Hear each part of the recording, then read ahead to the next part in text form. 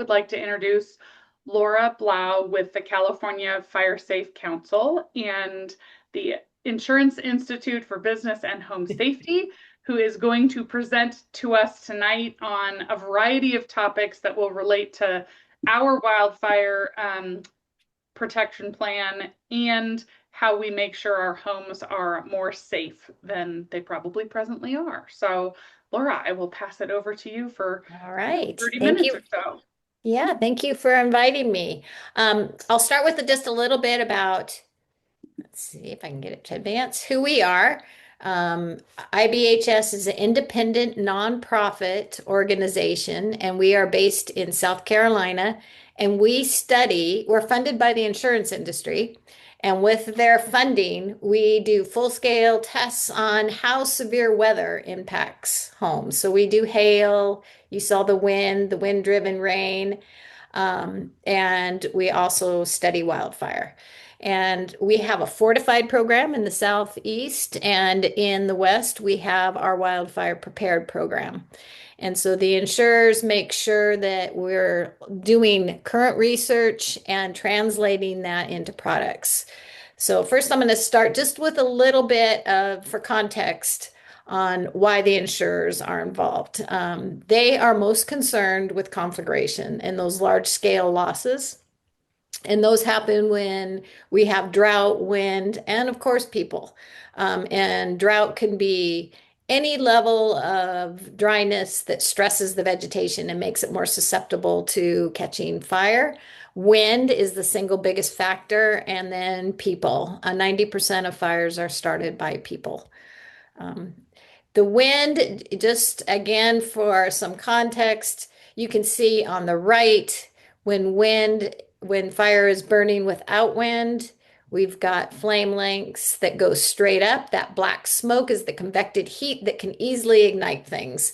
The radiant heat off to the side isn't quite as severe. It's like holding your hand to the side of a campfire versus over it. But when that wind blows, it almost triples the flame length, and that's why we get home ignition so easily. So what we're looking at is a spark, some kind of ignition out in the wildland. And then it soon throws embers into the community. And so those wind-driven embers can ignite things in the yard, what we call connective fuels. It ignites trees, fences, accessory structures, comes in through vents and gets into your attic and can light the home itself. And that flame, the glow that you see on the left, those are actually embers. It's not a wall of flames, and you can see it dropping giant embers into the community and starting small spot fires that become large fires and can become a conflagration. So whether it's the homes on the edge that catch fire from the flames and the radiant heat, or it's all of the embers that land throughout the community, there is soon enough fires that start to outpace the fire service. And we had that in the freeway fire. I remember at the town hall, people saying, why didn't you had resources out there, why weren't they on my street or on the streets where the flame is? So you can see how random the embers can land. And of course, it's like, I remember our fire chief at the time saying it's like throwing confetti up in front of a fan and trying to predict where it's going to land. And the homes burn so fast, it's really tough for the fire service to get there. And I know that's frustrating. But how fast it spreads is a factor of the density, how close the homes are together, the connective fuels, like I was showing you with those embers, which is the vegetation between homes, fences and accessory structures, and other things that can help spread the fire from home to home, and of course, the construction of the home itself. And it takes three things: the weather, the fuel, and the topography. And the only thing we can really control is the fuel, and that has to be done before the fire. And fuel, that means vegetation, that means your home itself, that means anything that's in between the homes. So once there's an ignition source and we have those extreme conditions of wind and drought and topography like you have in your Belinda, We can get fires that are now no longer a wildland fire. It's residential fires that are spreading from home to home and outpacing the fire service's ability to stop it. That's why it's so important to take action ahead of time. And what we're really trying to do is stop the initial ignition of a home, because if it does ignite from an ember or direct flame or radiant heat, there's a 90% chance it will be a total loss. Those upper two are from the 2025 LA fires. You can see the size of the embers rolling down the street. A lot of people think that actually, I think it was you, Bob, saying that the embers were the size of golf balls or larger. And I remember palm trees flying through the air too, like wind sails landing on things and igniting new fires. In the bottom left, that one's important because that's a fire in Texas. It was just on grassland with moderate winds, like 10 to 12 miles an hour. But you can see the wood fencing and the connective fuels are what led to the home loss in that case. And then, of course, we have structure to structure. The one in the bottom right, just as a reminder that sometimes wildfires generate their own winds. So there's no prevailing wind direction once the wildfire enters the community. So that's why it's so important to control exposures. Once we do all of our research and our full-scale testing in our lab, we go out to the field and we validate what we find in the lab, and sometimes that leads to additional research. So we want to make sure that it's not just a condition that we can create in the lab, but one that actually exists. So I'm sure you guys have heard of Zone Zero. That first 5 feet non-combustible around the home. It's kind of controversial in California.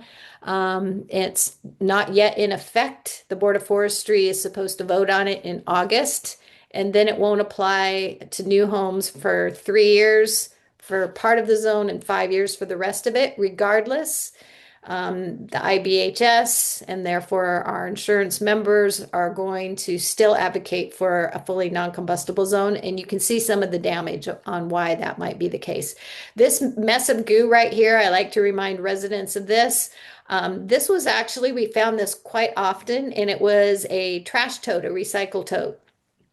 And we found enough conditions of that we did take that one back to the lab and recreate it. And what happens is in high winds, the lid blows open, the embers go inside, and it starts to burn and it melts, and it has this pile of recycling materials mixed with plastic, and it generates the same amount of heat as 3.5 gallons of gasoline. And that's how it broke through into the garage. So the lesson there is, even if you can't get it more than 5 feet from your home on a red flag day, bring it inside. Bring it inside your garage.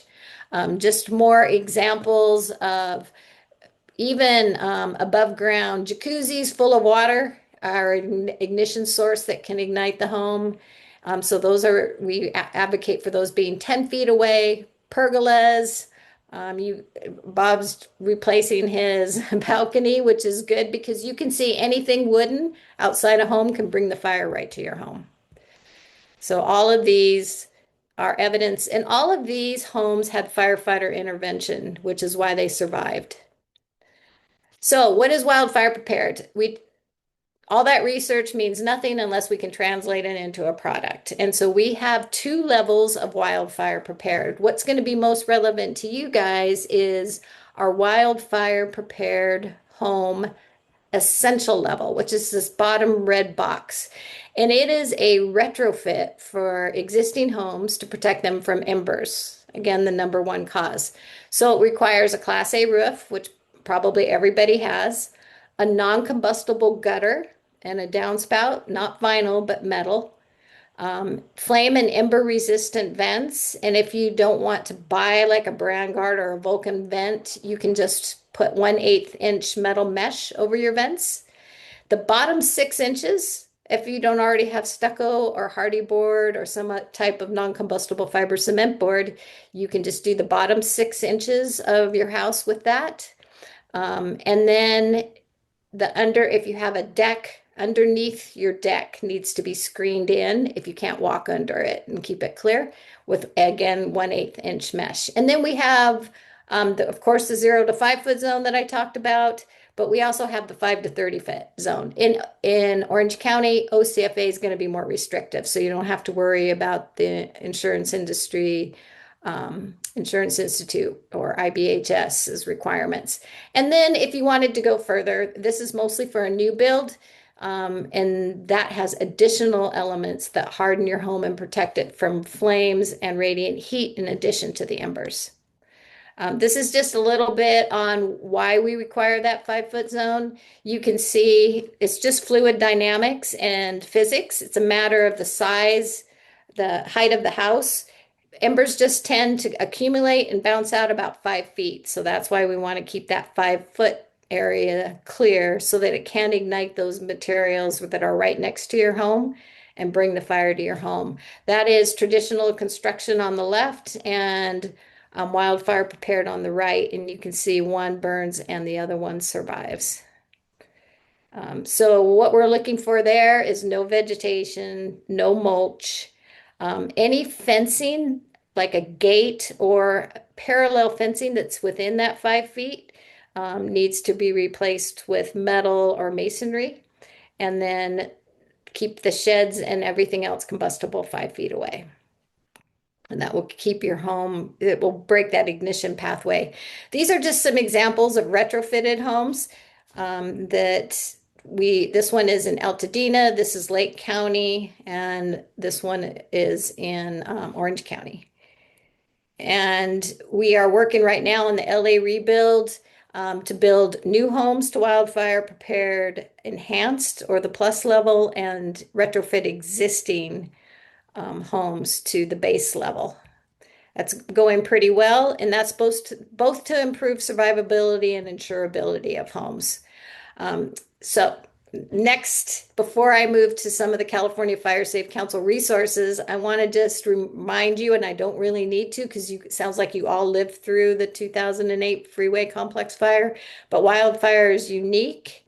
It does not attack just one parcel, it attacks it in a community. So unlike our fortified program for hurricanes, when the winds come through, if you have a fortified roof and have done everything you need to, your home can be standing and your neighbor didn't, and your neighbor's home can be destroyed. Even if you did everything right on your parcel, a wildfire could take that home. So we really talk about community level mitigation, and we have a wildfire prepared neighborhood standard. Right now we have about 50 developments, including Orange Heights. The Irvine Company's project in the city of Orange is a really large one, but we are working with builders to build wildfire prepared neighborhoods. And that is purposely designed to stop conflagration. So what do you do if you're in an existing neighborhood and you want a little bit more protection than just at the parcel level? We are looking at blocks, and we are coming up with a new standard. We are piloting it in the next month, and it is for existing communities to retrofit like at a block level. So you can see that green outline, that would be a block, and then even smaller is probably the smallest we could get is that red one, red outline, and it's kind of surrounded by streets. And if everybody can do that, if you guys can work together in any of your communities and try to do it beyond a parcel level, you'll get better protection. And why that works is if we can, even though it's not at the enhanced level for flames and radiant heat, if we can have these fire breaks that are streets or fuel mod zones, then we can prevent it at the street level. Because if embers are at the base level, it's ember protection, then you won't get it crossing streets or fuel mod zones. Once the work is done on your lot, we have a designation process. And it's $125 and it's good for 3 years. And we are a nonprofit. It covers the cost of sending a third-party inspector to your house because the insurance companies want to make sure it's done by somebody that's trained by IBHS, but not associated with anyone. So there's a third-party evaluator. So they come out and they take a look around your house and say, yes, you've done everything, and we issue a certificate, and you can share that certificate with your insurance company. How much does it cost? So this is for new construction. It is about $2,000 more than base code. But for a retrofit, our experience in LA is it's running about $15,000 because you do have to clear, and that included some replacement of roofs on the 60 homes that they did with one nonprofit that we partnered with. They replaced 3 roofs, so that cost inflated it a little bit, but also some tree trimming because I'm doing mine. I'm in a very high in Portola Hills, and did have to remove one tree, and that was $1,000. But the rest of removing my vegetation out of zone 0 was pretty minimal. I did a lot of it myself. This is just an example. This is Jay Lopez's home. He's a friend of mine. He retired from LA County Fire. He retrofitted his home. He's in Altadena. This house is Altadena, backs up to the canyon. After the fires in February, the fires were in January. In February, he got notice from his insurer that they were going to non-renew him. So he did his wildfire prepared home. He did his retrofit. So that is an excellent example of a wildfire prepared home that still looks nice. You can still have lots of vegetation around your house. And he was told by his insurer that yes, we will insure you, but it's going to be $14,000 to $17,000. So he shopped it around and he took his certificate and he found insurance for $3,000. This is a page out of Insurance for Good. It's a nonprofit that works to bring insurance information to customers, and they did a survey. So you can shop around and get various types of discounts or get off the FAIR plan. Okay, Fire Safe Council, switching hats here. For those of you who aren't aware of what the California Fire Safe Council, we are also a nonprofit. We are not an overview company. We're a separate 501c3. We just work with the 300 Fire Safe Councils. We'll also work with the Firewise communities in the state. And we provide grant funding, program support, resources, technical assistance, and have been doing that since our inception in 1995, I believe. So our grants, we used to do a lot of work with the Forest Service, and they gave us 2 tranches of grants every year. And that has almost all but dried up. We did get $1 million this year, but federal grants have really slowed down. Hopefully they'll pick up again sometime. But we do get some money from CAL FIRE to run programs and from Edison. And just recently, we got a sizable grant for a pilot from Mercury Insurance. So we're hoping to get more insurance grants to be able to, when the grant process opens up, we accept applications and give money to lots of fire safe councils. They get first priority. And then we'll look at fire safe councils. We also have, this is from our website, a fire safe communities program. So there's lots of resources there on how to create defensible space and home hardening. OCFA does a great job of providing those resources, but we also have them at the state level. But a lot on planning for evacuations, which it sounds like you guys are working on.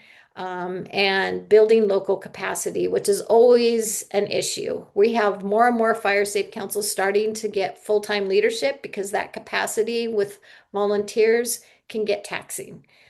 So we also have a directory. We have a list of vendors, and that actually on it, it has, so say you guys wanted to do a home hardening program for your community or a vegetation, you could go on here and it works just like, oh gosh, now I can't, Thumbtack or any of those services, but it's ones that we have vetted. So it's approved products. And so you could go in and say, I want to do a vegetation management program, or I want to do some home hardening and get some mesh to do everybody's vents in Yorba Linda or in our area. So you can use it that way. We also have a virtual learning center that has a lot of resources, videos, webinars, YouTube links.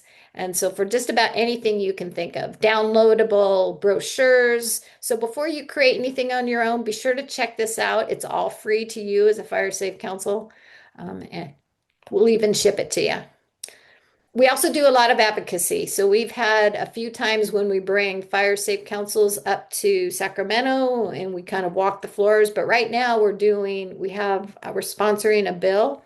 501(c)(3)s can do a little bit of that. We can't lobby, but we can do some advocacy for certain things. And this one happens to be with Megafire, which is a big group that they've actually got 5 bills in the process that are doing really well, again, to build capacity. I don't know if you guys know that we do have a county. Oh, you probably do, because I think I saw that you've already had Irvine Ranch Conservancy give you a presentation. We So did. Oscar Hood is Orange County's county coordinator. This bill is going to solidify that funding. We fund those positions in 54 of the 58 counties right now, and we've done it for the last 3 years, and this bill gives us continuous funding.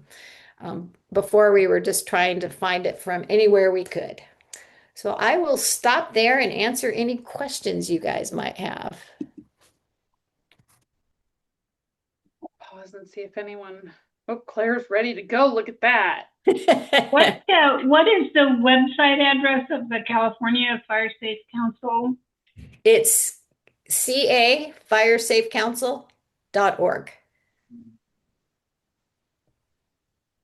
And could you explain the difference between a FireWise community and fire safe councils?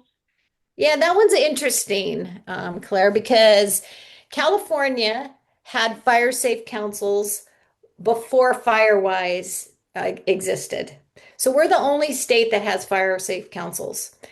NFPA, National Fire Protection Association, who writes lots of codes and standards, came up with FireWise communities a few years later. And California decided not to give up and adopt it. So we have both now. The model for FireWise was to give it to each of the state forestry departments. So CAL FIRE runs the FireWise program in California. We work very closely with them. In fact, we have a CAL FIRE member on our board. The wildfire guy from CAL FIRE is on the California Fire Safe Council board.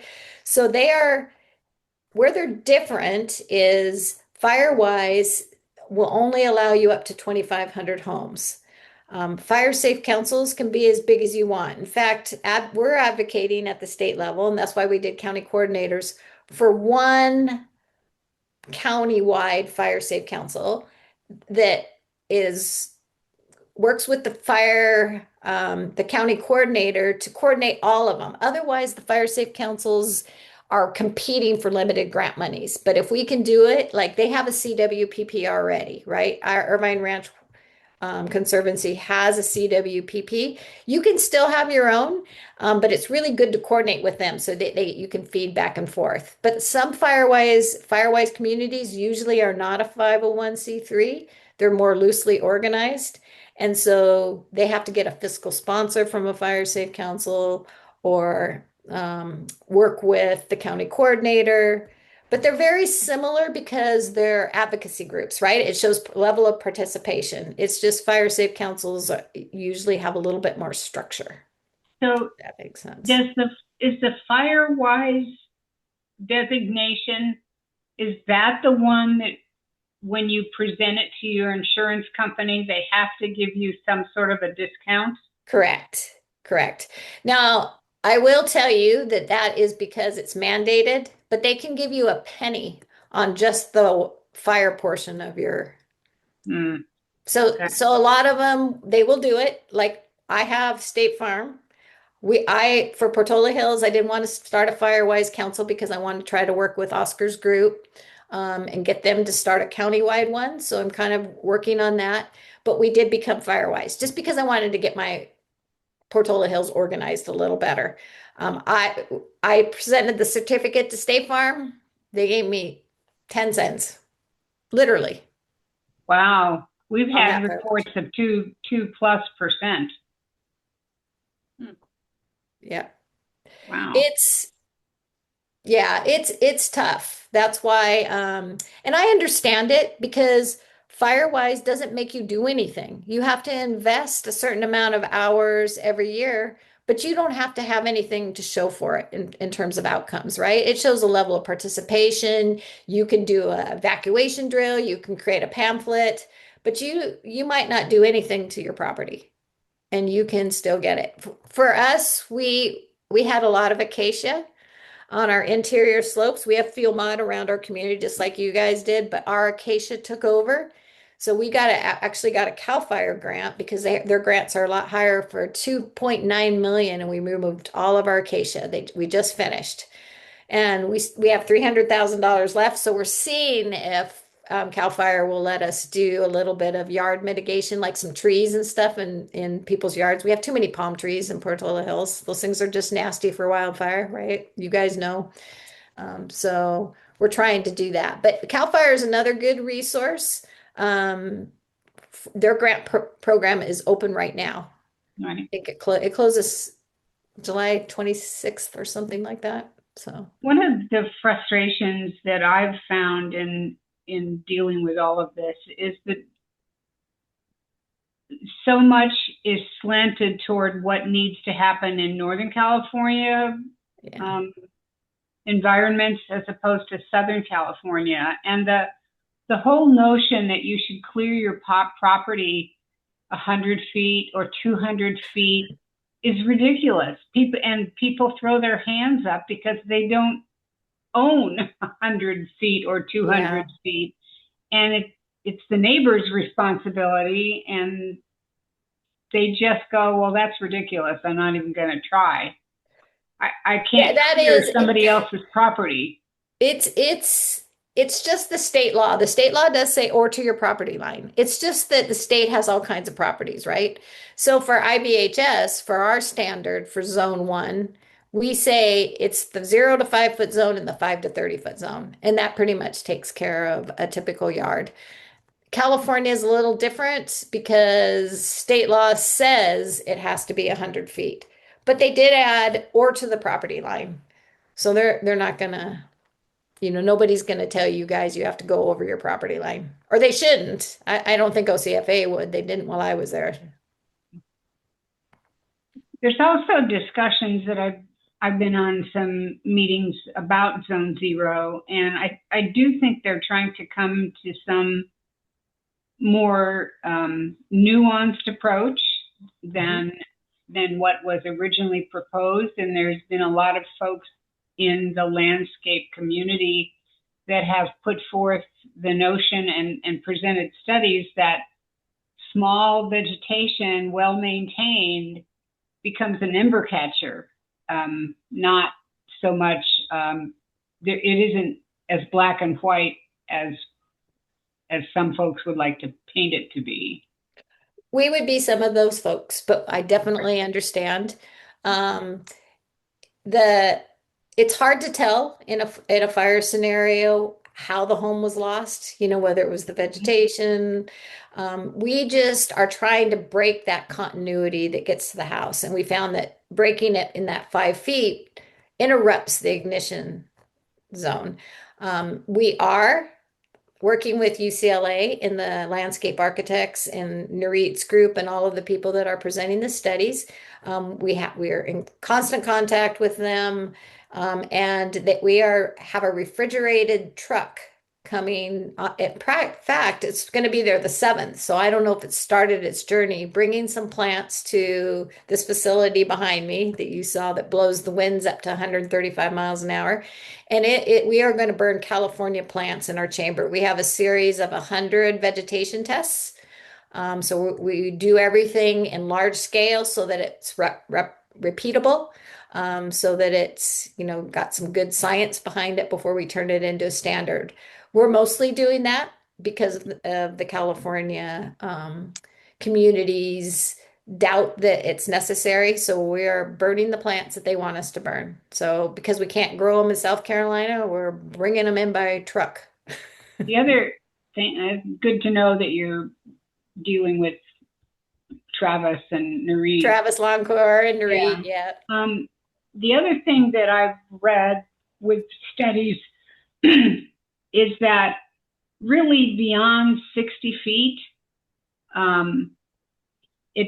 vegetation clearance isn't nearly as important. That 60 feet is the much more reasonable amount that you need to have some kind of veg management going on. rather than the 100 feet and the ridiculous 200 feet. Yeah. Because the embers do get, and they've shown it in presentations, that the embers do get caught in vegetation, and it slows down the progress of the fire just by that singular intervention of a bush here, or especially oak trees appear to be really protective of homes. Not always, but mostly. Yeah. There is some evidence of that. I will tell you, I would do a lot of work in Topanga Canyon with those folks, and they have a really active fire safe council, and they tell me that the oak trees protect their home, and I believe that in some cases. I will also tell you that there was a Warmington development there called the Oaks in Altadena, and it was 16 homes. They were all built to the newest, latest code. They were built in 2023, so to the California WUI code. They lost half of them. Warmington seems to think they lost those half because it was the half that was more heavily vegetated with the oak trees.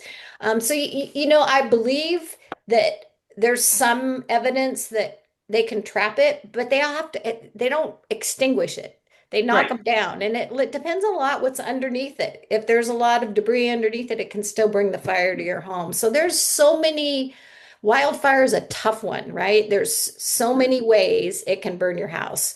Yeah. A lot of people tell us, well, nothing around my house burned. Well, you know what? It probably went in through your attic vents. In Yorba Linda, we had the Berkeley folks out after the freeway fire, and I walked around with them, and they showed lots of evidence of it going in through the vents. And that's why I think our engines would be sitting out front, and they would pass by, and it would be 30 minutes, an hour later, that the home would go up in flames because they were smoldering in the attic and then burned, right? So wildfire is a tough one. Yeah, I'm not going to say definitively whether zone zero is necessary 100% of the time. It has to have zero vegetation, but we had to have a standard that the insurance companies could rely on. And it's really tough to regulate which plants, which location, under windows, under eaves. There's so many variables that we just said keep it clear to stop that ignition pathway, to break that ignition pathway. So I know there's going to be, not everybody's going to want to do it.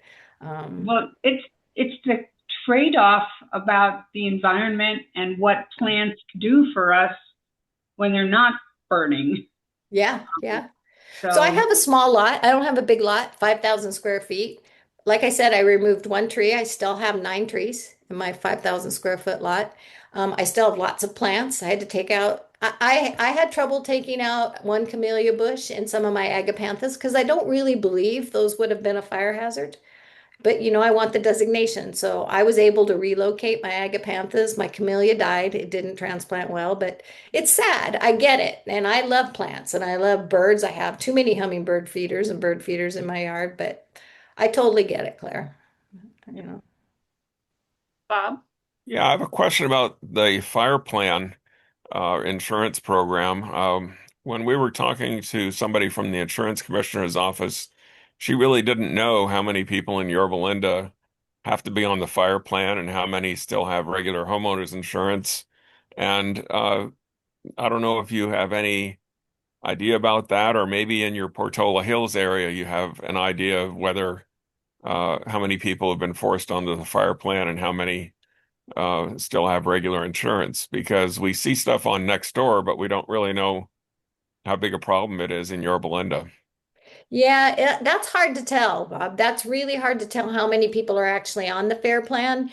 Um, it's almost broke. It had to get new money, right, from the state because it was supposed to be the plan of last resort, and it's because insurers are canceling, or they don't really cancel, they non-renew. They keep reminding me to say it that way. When they non-renew, it bounces them to the fair plan. And so we have way too many in California, which is why the insurance commissioner, Commissioner Laura, who's about to leave, so we should all pay attention of who gets voted in, right? Who we vote in this next time. But they want to do something about it. So that's why the sustainable insurance strategy, if you guys have seen that on the website, and the wildfire prepared program have come into being to try to get people off that fair plan. But a lot of my neighbors are on it.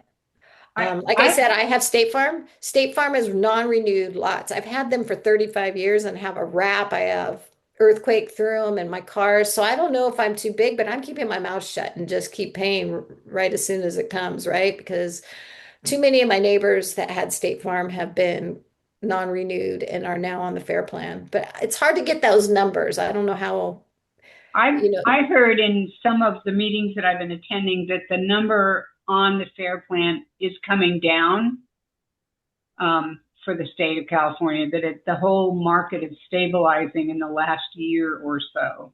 oh, that's good to hear. I had Yeah, not it heard was that. good to hear. Yeah.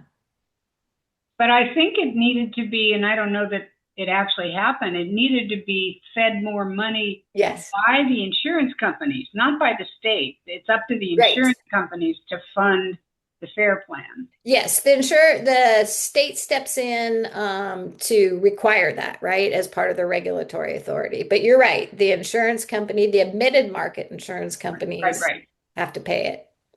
All of the excess insurance, like the Chubbs and the big ones like that, they don't have to contribute, which is part of the issue.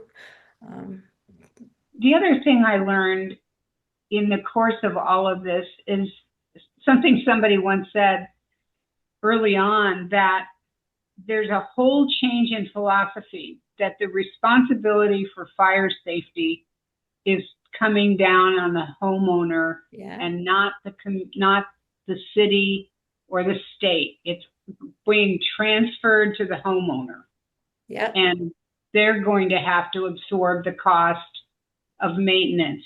And the other thing I remember hearing was that if you want trees on your lot, you're going to have to earn that, because they require a lot of maintenance to keep them fire safe.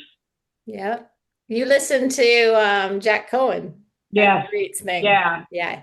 He used to, yeah, he worked a lot with IBHS too. And yeah. he's kind of the father. He's the one that shifted everybody's thinking in the early 2000s from fuels to the home itself, right? He Mm-hmm. says, we don't have a wildfire problem, we have a home ignition problem. So he's the father of the home ignition zone, and we have a lot of respect for him. And it's exactly right. It's not the fuel 60 feet away from your home, it's what's right around your home. It's your home itself and what's immediately around it that contribute to the survivability and therefore the insurability, right? Because insurers want low risk. And so they price risk. And if you can reduce your risk, you can get insurance in the admitted market and maybe even a discount. Hmm. Yeah, the other thing I learned was, and now the thought escaped me. So go on. Oh, I know that, like, the temperature and the humidity that's outside, if it's 7%, so is your house. Your house reflects what's going on in the environment, so it's that much more flammable in a Santa Ana wind condition. And I had just Yeah. never put that together. Yeah. And so is your vegetation. Right, and so is your vegetation. That's right. Yeah. Any other questions? Diane, you're unmuted. Oh, I think a lot of people that I've spoken to in Yorba Linda are most concerned about whether or not they have insurance or they're on the fair plan, and the cost. And so I'm here, and so you made a great presentation on how we can, as a community, make our neighborhood safe. But it sounded to me like if I go to try to sell that to people, it sounds to me like they're not going to get much of a discount for having done that. That really what it is protecting your home when that next fire comes. And for a lot of people, they just don't see the fires. So, for example, a lot of people that I talked to in Yorba Linda weren't living here in 2008. Okay, so they don't even remember what that looks like and why you would want to get a new balcony and replace that old balcony, Yeah. or a new roof, or and that. So I think that's my biggest concern. I felt it sounded really great, and then you said you only got like 10 cents for Well, having that done was that. So, Firewise. oh, that was I Firewise. will keep you guys posted what happens when I get my certificate. Okay, great. I'll let you That I know. think is, I got a new roof just because I needed it anyway. So I put all O'Hagan vents. So I yeah. don't have any side vents anymore. I had those screened, but when I got a new, I said I just don't want take any chances with vents. So I'm doing my zone 1 now. I did have too thick of trees. I had a big hedge in the back because our homes are so close together for my neighbors. I actually like it better now. And there were rats that the guy told me rats Oh, came out. So I got rid of my yeah. rats too. I couldn't figure out why my bird feeders were emptying so quick. Now I know.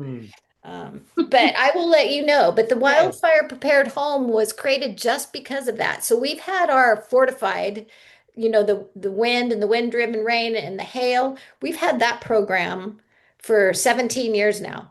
Yeah. And there are deep discounts for that. You can get 50% off of your entire policy for a fortified home, but it's been around for 15 years. Wildfire prepared, we've only been doing the research for the last 10 years. Our standard came out in 2022, so it's newer. We only have 1,400 designations. So insurers, it takes them a while to understand it, for it to be proven out, but it's already scaling quicker than Fortified did in the East Coast. So I think you're going to see more. I just was on the website. I keep when insurers file with the Department of Insurance to say what their rates are going to be, and when they came out with that sustainable strategy that required discounts for certain mitigations, the reason they did that is because they were trying to get insurers back to writing more policies in California. And the reason that insurers weren't because of Prop 103 that we passed several years ago, 20 something years ago now, that said insurance had to be kept low. They could not include catastrophic modeling or reinsurance rates in their policies. So we were the lowest anywhere in the nation because we're the only state that doesn't allow them to include those. So they said, forget it then. You guys have a wildfire problem. We have huge losses. We're just not going to write in California. So that didn't work out very well for any of us. So the new requirement is you can raise your rates to include those two things. You have to show us that your rate increase is to cover catastrophic modeling and reinsurance rates. And if we approve those higher rates, you have to write 85% of your new policies in fire hazard zones. So what insurers are doing, that's why they came to us and they said, that wasn't the only reason. They had big losses in other states too. They said, come up with a wildfire program. They can come into our computer system and they can see who has those certificates because they are looking to meet that requirement of writing new Hmm. policies in fire zones. So they want to know what's the safest risk, right? And it's going to be somebody that has that piece of paper.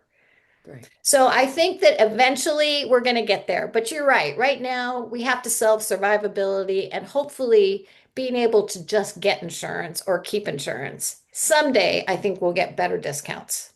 Okay. But whatever you guys have to do to market that way is probably your best bet to get your neighbors on board. Thank you. Hardest part, believe me, my neighbors do not like Zone Zero. I am having a horrible time. I've got most of my street, but it's going to be a while. People have to see how it looks, right? That it doesn't have to look ugly. Thank you. Bob, last question, and then we'll jump over to the action items so we don't stay on too late. Okay. Since you used to work for OCFA, um, what's the deal with OCFA and palm trees? Um, they, we, in the 2008 fire, my next door neighbor had 5 palm trees that caught on fire from embers. There was a home burning on the next cul-de-sac over, and they weren't home, but I was, and they took out their 5 palm trees when they got home. But we've still got a neighbor across the street with 6 California fan palm trees and one 2 doors away who has one, and they're not skinned. And that was the problem with my Uh, next door neighbors was each of the little pockets caught the yep, embers, and the base of the frond caught fire, and yep, they became what I call flying frisbees of fire. yep. And these two neighbors with the palm trees are were not there in 2008. And when the OCFA comes around and does an inspection, they seem to be mostly checking to see if the shrubbery is too close to tree vegetation. They want you to lower the shrubbery or or trim up the trees, but they apparently haven't said anything to these people about the palm tree hazard. Um, and I don't understand why I still have that hazard in my neighborhood. There is no law or ordinance saying you can't have palm trees. That would be up to the city to adopt, but there's no state law. So here's how it works for OCFA. OCFA has no regulatory authority except what we get from each city. So we get a regulatory authority through the state. And like when I was fire marshal, I had to go to all 24 member cities and ask them to adopt codes that were more restrictive than the state. And you guys did. Your Melinda did for the fuel mod around new developments, for a lot of things. Your Melinda's awesome. After the fires, they wanted to say you didn't have to build back to the new code. And I stood in front of them and said, you're going to lose even more homes in the next fire if you don't do that. And they backed off. So your councils have always been pretty progressive. But I don't know that OCFA is probably even brought to them, hey, outlaw palm trees. Make Well, everybody it's not remove them. outlawing palm trees, it's getting them skinned Skinned, so you don't okay. have those little cups that catch Yeah. the embers. Maintenance, yeah. Unless there's an ordinance in the city that says that people, usually it's HOA, like in mine, my HOA, we require palm trees, it says right in our CCNRs, to be maintained, and you can't have dead fronds. And so our rules committee, I got dinged one time. It was terrible. But I had already had somebody scheduled. It's embarrassing. But if you guys have that, check your CCNRs. If you have that in there, then you can write people, a nice notice to start. Hey, it's time to skin your palm trees. There's very few HOAs in Yorba Linda. I'd say only 5 or 8% of the Oh, residences are in an darn it. HOA. Yeah. It would have to be something in city code enforcement then, if you guys can influence that to try Yeah. to get a requirement in. And then OCFA, code enforcement would probably take lead, but OCFA could have something to say on their annual inspections. Hey, you guys have an ordinance here about your palm trees. It's time to trim it. Thanks for the suggestions. Good idea. Sure. Claire, go. I have one quick question. If there's one thing that should be done to older homes in Yorba Linda, would it be getting the screen vents Yes. on? Okay. I would do that as number one is 1/8 inch mesh. And in our community, we went to the Home Depot, our local Home Depot, and they gave us, so if we buy a foot, they give us a foot for free. So a lot of them have, they have the Home Depot Foundation. So we use some homeowners association money to buy some screen, and then we just bought it in bulk, and we're cutting it for homeowners. So yeah, there's a lot of programs. And if I were you guys too, I would apply for Southern California Edison has a grant program that's open all the time. And you guys are Edison companies, customers, and you're in a high fire hazard area, they might give you a donation of mesh. But just make sure it's 1/8 inch metal mesh. And if you did that as a community, that would be my first step for sure. Yeah, a year and a half ago we got a new roof, and they said, about getting the vents modified, and I went over to Home Depot, and Home Depot has 1/8 inch mesh for like $5 to $8. Yep. But no, the city of Yorba Linda required this honeycomb stuff that was like $100 to $125 each. Yeah, Oh, I was not happy, but no. I wonder why that is. A They make you get a permit for putting in to replace the roof, mesh we needed a permit, and in order to get the permit, we had to have tile that met certain on your roof. specifications, Yep. and we did have O'Hagan vents put in, but the existing vents, there were like, I don't know, 8 or 10 of them. The existing vents had to get this honeycomb stuff that was made by a Yorba Linda company. Oh Um, no. yeah, there were only like 3 places in the state you could get this honeycomb That's stuff. why it was So so yeah, it may have expensive. been a sweetheart deal for the honeycomb Oh my goodness. company. That's what I have. I have honeycomb. Yeah. Yeah. I don't even know what that is. I've never heard of honeycomb It's vent, like but a I'm gonna look it up beehive. now. Yeah. And it melts when it gets warm. Oh, Closes off. closes up. Yep. Yep. Intumescent. Yep. Yeah. All right. Thank you so much, You're Laura, for the welcome. presentation. That was really informative. Thank you guys for the invite, and I will keep you posted.